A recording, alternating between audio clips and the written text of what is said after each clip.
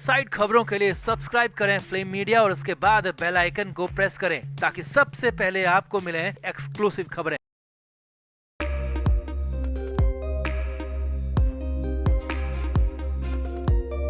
महाराष्ट्र की सियासत में इन दिनों जबरदस्त घमासान चल रहा है। एक तरफ तो बीजेपी, शिवसेना, शिंदे गुट और अजीत पवार वाली एनसीपी मिलकर चुनाव लड़ने की तैयारी में इसके लिए जबरदस्त दांव पेच भी आजमा रहे हैं। तो वहीं दूसरी तरफ उद्धव ठाकरे, कांग्रेस और शरद पवार वाली एनसीपी आपसी लड़ाइयों से बाहर नहीं निकल पा रही है। अब कहानी यह है कि उद्धव ठाकरे पर अलग रुख अपनाने, महाविकास अघाड़ी गठबंधन से अलग चलने के आरोप लग रहे हैं और अब तो इसकी वजह भी खुलकर सामने आ गई है। जी हाँ, सबसे बड़ी खबर आपको बता रहे हैं कि उद्धव ठाकरे और बीजेपी के एक नेता की सीक्रेट मीटिंग की बात निकलकर सामने आ रही है। सूत्रों के मुताबिक इस मीटिंग में बहुत कुछ हुआ है, उद्धव ठाकरे के सामने बहुत कुछ बातें हुई हैं। तो क्या वाकई में उद्धव ठाकरे को 11 फरवरी का डर सता रहा है? तो बताते हैं, दिखाते हैं आपको सब कुछ। आप भी वीडियो को शेयर करें, कमेंट करके अपनी राय जरूर दें। तो महाराष्ट्र में पिछले दिनों से लगातार चर्चाओं का बाजार गर्म है कि उद्धव ठाकरे अपने गठबंधन यानी कि एमवीएस से अलग जाने वाले हैं, क्योंकि उद्धव ठाकरे का अलग रूप दिख रहा था, उनका बर्ताव अलग दिख रहा था और गठबंधन यानी कि कांग्रेस और शरद पवार से उनकी बगावत या कहीं की अदावत की खबरें आ रही थी और अब तो इसकी वजह भी सामने आ गई है। और इससे भी बड़ी बात साफ साफ नजर आ रहा है कि इस बार उद्धव ठाकरे बीजेपी के इशारों पर काम कर रहे हैं और अपने गठबंधन को खत्म करने, कम करने,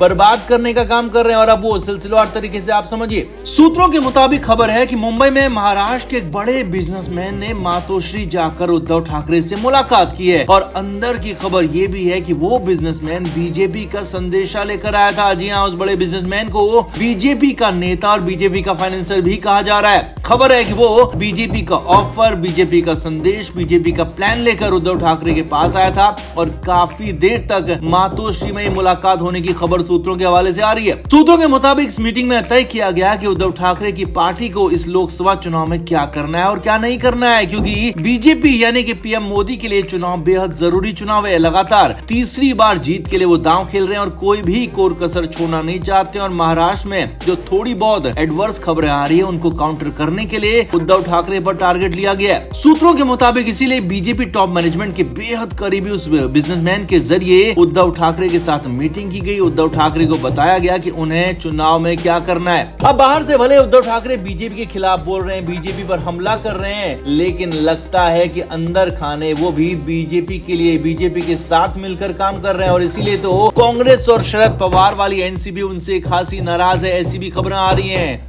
सूत्रों के मुताबिक खबर है कि 11 फरवरी को बहुत कुछ बड़ा होने का प्लान किया गया था, यानी कि उद्धव ठाकरे के जो करीबी लोग ईडी, सीबीआई और इनकम टैक्स के रडार पर आ गए थे, उनसे पूछताछ तो चली रही है, उनके खिलाफ जांच भी चल रही है और उन पर बहुत बड़ा एक्शन हो सकता है। और जैसे विपक्ष के नेताओं को जेल भेजा जा रहा है तो जल्दी उन्हें भी जेल भेजा जा सकता है और इसी कड़ी में उद्धव ठाकरे का भी नाम शामिल था। जी हाँ, सूत्रों के मुताबिक अगली स्ट्राइक उद्धव ठाकरे पर हो सकती थी और इसके लिए 11 फरवरी का दिन भी तय किया गया था। और इसीलिए 11 फरवरी के दिन से डरकर, केंद्रीय एजेंसियों के एक्शन से डरकर तो कहीं उद्धव ठाकरे अंदर खाने बीजेपी के साथ कहीं मिल तो नहीं गए। और इसीलिए कहा जा रहा है कि 11 फरवरी को लेकर उद्धव ठाकरे लगातार डरे हुए हैं और इसीलिए मीटिंग पर मीटिंग किए जा रहे हैं। अब ऐसे में यह तय है कि या तो उद्धव ठाकरे पूरी तरह से महाविकास अघाड़ी यानी कि अपने गठबंधन को बर्बाद कर देंगे और सिर्फ कुछ सीटों का बहाना बनाकर अकेले चुनाव लड़ने का ऐलान करेंगे और न उनको सीटें मिलेंगी ना ही उनके विपक्षी साझेदारों को सीटें मिलेंगी, क्योंकि 11 फरवरी का उन्हें डर है।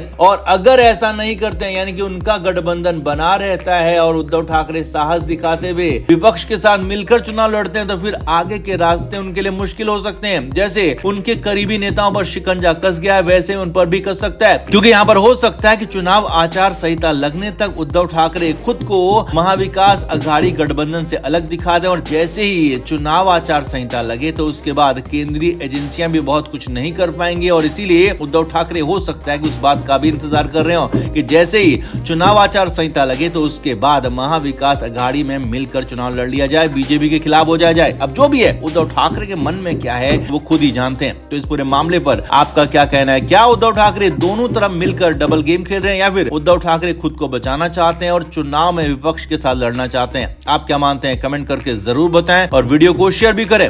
Flame media report.